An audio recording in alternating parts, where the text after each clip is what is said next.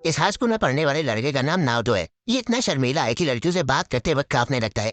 एक दिन नाओटो school library में होमवर्क करने जाता है, जहाँ पहले से कुछ लड़कियां मौजूद थे जो कि उसे बिल्कुल पसंद नहीं आ रही थी, क्योंकि वो लाइब्रेरी जैसी जगह में जोर जोर से बातें कर रही थी। ऊपर से उसका मजाक उड़ा रही थी कि उसे 5 फीट दूर होने के बावजूद वो घबरा रहा है। नाओटो धोखे से अपनी ड्राइंग गिरा देता है और एक लड़की उसे उठाती है और बाकी लड़कियों को बताती है कि वो अलर्ट मामला ड्रॉ कर रहा है। उसके स्क्रिप्ट पढ़ने के बाद उनमें से एक लड़की खुद को इंट्रोड्यूस करती है, अपना नाम नागातोरो हयासे बताती है। वो उसे सेंपाई कहकर बुलाती है और उसकी लिखी स्टोरी के प्लॉट का मजाक उड़ाने लगती है, क्योंकि असल में नातो ने अपनी स्टोरी के मेन कैरेक्टर को खुद की तरह दिखाया था। हालांकि उसमें उसका मेन कैरेक्टर जितना कूल है उसके आसपास भी नहीं है। दूसरे शब्दों में वो बिल्कुल डरपोक है। अपनी इस बात को प्रूव करने के लिए वो उससे उसकी स्टोरी के एक सीन को रीएनैक्ट करने के लिए बोलती है, जिसमें वो फीमेल प्रोटैगनिस्ट का रोल प्ले कर रही है और वो मेन का। हालांकि जहाँ उसके कूल बनने का सीन आता है वो वहीं हक देता है। जिसके बाद वो उसका इतना गंदा मजाक उड़ाती है कि वो रो पड़ता है और फिर वो वहां से चली जाती है। रात में सोते वक्त भी उसे हयासे के बुरे सपने आते हैं। हालांकि उसके सपने हकीकत में अगले ही दिन बदल जाते हैं, जब हयासे को पता चलता है कि वो कहाँ छिपता है।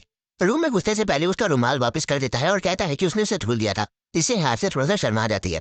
वो भी क्लासरूम के अंदर आती है, उसे चिढ़ाते हुए कहती है कि वो दोनों एक रूम में अकेले हैं, जिसका मतलब वो कुछ भी कर सकते हैं।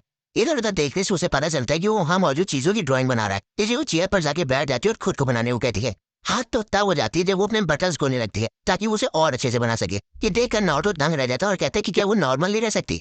जब वो ड्रॉ करना शुरू करता है तब बस उसे सिर्फ बार बार देखे जा रहा था और कैनवस तक कुछ नहीं बनाता। हयासे समझ आती कि वो उसे सिर्फ देखे जा रहा है, इसलिए वो कहती है कि अगर उसने उसकी अच्छी तस्वीर बनाई तो उसे एक इनाम मिलेगी। ना तो ड्राइंग बनाना शुरू करता है, इसमें लगभग उसे पूरा दिन लग जाता है। हालांकि इसकी ड्राइंग काफी अच्छी बनी थी और वो हयासे को काफी पसंद भी आती है। जैसा कि हयासे ने प्रॉमिस किया था, वो इनाम देने के लिए तैयार हो जाती और नारुतो से अपनी आंखें बंद करने को कहती है। वो उसे किस करने के लिए उसके नजदीक आती है, लेकिन जैसे ही उनके होंठ एक दूसरे को छूने वाले थे तभी वो पीछे हट जाती है और मुंह फाड़ के हंसने लगती है। वो कहती है कि अगर उसको लगता है कि बस इतना सा करने से उसे किस मिल जाएगी तो उसे अपनी जिंदगी से फिजूल की उम्मीदें लगा रखी हैं। उसकी थाइस पर ना ड्रॉ करने की वजह से वो उसका मजाक उड़ाने लगती है। वो उसे इतना ज्यादा शेर देती कि ना तो रोने लगता है। उसके बाद उसे घर जाते वक्त फॉलो करती है और उसके साथ डेट पर चलने को कहती है और वो एक बार फिर से उसके जान फंस जाता है। वो उसे कहती है कि वो अपने मजे के लिए सिर्फ उसके साथ खेल रही है, इसलिए वो उसे पीछे से धक्का दे देती है और सीधा बदन में बैठी नहर में जा गिरता है। हालांकि उसे उतना बुरा नहीं लगता और वो कहता है कि उसके लिए कोई बड़ी बात नहीं है, जबकि वो पूरी तरह से भीग चुका था। वो उसे पूछती है कि क्या कभी उसे गुस्सा नहीं आता, क्योंकि उसे पता है कि जितना परेशान उसने उसे किया है उससे ज्यादा किसी ने नहीं किया होगा। बदकिस्मती से यातो को इन सबसे गुस्सा नहीं आता। जब भी कोई उसे परेशान करता है वो कुछ नहीं करता, क्योंकि जब उनका मन भर जाता है तो वो खुद ही अपने आप चले जाते हैं। इनफैक्ट ऐसे का परेशान करना उसे पसंद आता है। नातो से उसका पहला नाम पूछता और उसकी शर्ट पर अपनी उंगली से नागातोरो लिख देती है। अगले दिन नातो ड्राइंग रूम में अकेला होता है और उसे अपनी नई अलर्ट मानना पड़ने का बेसब्री से इंतजार था। रहा नहीं जाता, तड़प ही ऐसी है ना था। हालांकि तभी हयासे फिर से उसकी शांति भंग करने में हार जाती है। वो तुरंत उस मानव को पीछे छिपा देता है, लेकिन हयासे को उसे देखते ही समझ आ जाता है कि वो कुछ छिपाने की कोशिश कर रहा है। वो बड़े प्यार से उसे मानव उसके साथ पढ़ने को कहती है, जिससे वो ढीला पड़ जाता है और हयासे से माला छीन लेती है। वो हर बार उसकी बातों में आ जाने की वजह से उसका सिर थपथपाती है। जैसे वो माला खोलती है, सबसे पहले पेज पर ही उसे लड़कों की जन्नत के दर्शन हो जाते हैं। तो एक्सप्लेन करने की कोशिश करता है कि वो स्टोरी के प्लॉट के हिसाब से सही है, इसलिए ऐसे उसे एक पैनल दिखाती है और उसके मेन कैरेक्टर को नारुतो से कंपेयर करने लगती है। वो उसका मजाक उड़ाने लगती है सिर्फ ये सोचने के लिए कि वो ऐसा कुछ कर सकता है। नारुतो कहता है ऐसा कुछ नहीं है, मैं उस मेन कैरेक्टर की रन नहीं बना जाता, मुझे बस वो स्टोरी पढ़नी थी, क्योंकि उसमें वैम्पायर्स की सच्ची प्यार की कहानी दिखाई गई है। उसके इतना कहने पर वो उसे पढ़ती है और सच में वो उसे काफी पसंद आती है। वो तो उसे ये तक बताती है कि एक कैरेक्टर बिल्कुल उसी की तरह था, जो कि था वो बेचारा लड़का जिसे वैम्पायर ने अपनी जान में फंसा कर उसका पूरा खून चूस लिया था। हालांकि वो कहती है कि उसे कुछ नहीं होने वाला, क्योंकि वैम्पायर्स वर्जिन ब्लड नहीं पीते। वो उसे तंग आ जाता है और पूछता है कि वो ऐसा कैसे बोल सकती कि वो वर्जिन है। इस सुनकर वो उसे चैलेंज करती है। वो उसे गले पर देखने लगती है और पूछती है कि क्या वो उसे काट सकती है, जैसे कि स्टोरी में वैम्पायर ने काटा था।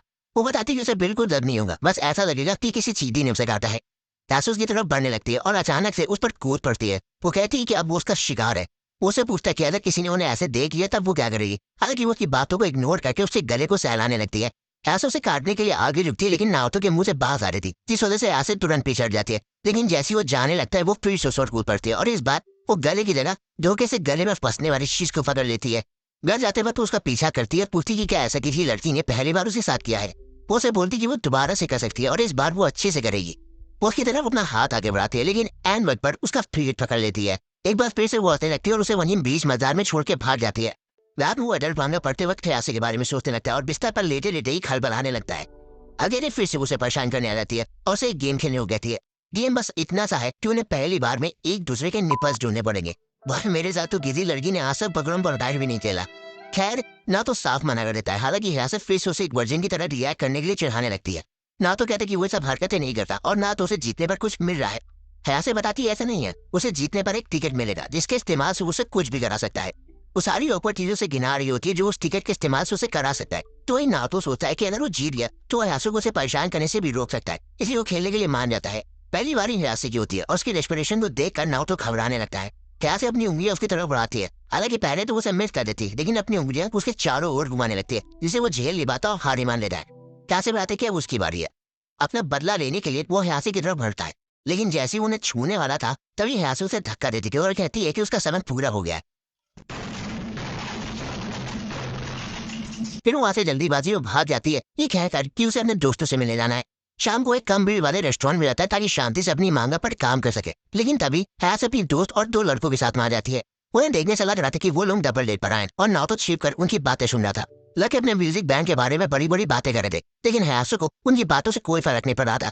लड़के उसे अपना बनाया हुआ गाना भी सुनाते हैं जो कि उसे टोनी कक्कर के गाने से भी बेकार लग रहा था। दूसरी तरफ नाओटो कोने में छिप कर इंतजार कर रहा था कि कब हयासु उनका मजाक उड़ाना शुरू करेगी, लेकिन हयासु उनका मजाक नहीं उड़ाती, सिर्फ इतना कहती है कि उन्हें गाने बनाने बंद कर देने चाहिए। लड़के को इतनी बेइज्जती महसूस होती है कि उसे दोबारा ट्यूटोरियल जाना पड़ जाता है। घर जाते वक्त नाओटो सोचता है कि क्या खाली वही है जिसे हयासु इतना परेशान करती है, क्योंकि उसने उन लड़कों की तो सीधा मुंह में बेइज्जती कर दी। तभी अचानक से हयासु उसके पीछे आ जाती है और हर बात की तरफ फिर से उसे परेशान करने लगती है। अगले दिन आर्ट रूम में वो फिर से आ जाती है और पूछती है कि क्या उसकी ड्राइंग के लिए मॉडल बन सकती है, लेकिन वो मना कर देता है, ये कहते हुए कि वो असली लोगों को नहीं बल्कि बेजान चीजों को बनाना चाहता है। वो तुरंत अपने कपड़े उतार देती है और उसे कुछ ऐसा दिखा देती है जो उसने कभी नहीं देखा था, उसका स्विम सूट। स्कूल खत्म होने के बाद बहुत तेजी से बारिश होने लगती है और दोनों कहीं रुकने की जगह ढूंढते हैं। मोहब्बत देखकर वो उसे यहाँ भी नहीं छोड़ती और कहती कि वो जानती है कि नाओटो को उसे भीगी यूनिफॉर्म में देखने का बहुत मन कर रहा है। नाओटो झूठे इल्जाम को साफ इनकार कर देता है। उसे लग रहा था कि वो सिर्फ उसे परेशान करेगी क्योंकि उसने अंदर तो स्विम सूट पहन ही रखा है, इसलिए उसे कन्फ्रंट करने के लिए उसकी तरफ मुड़ता है और पाता है कि उसकी यूनिफॉर्म के आर पार बिल्कुल साफ साफ देख सकता है और उसने कोई स्विम सूट नहीं पहन रखा है। शर्म के मारे दोनों तुरंत एक दूसरे से मुंह मोड़ लेते हैं। तभी बारिश और तेजी से होने लगती है, इसलिए वो उसे अपने घर ले जाती है क्योंकि उसका घर नजदीक था।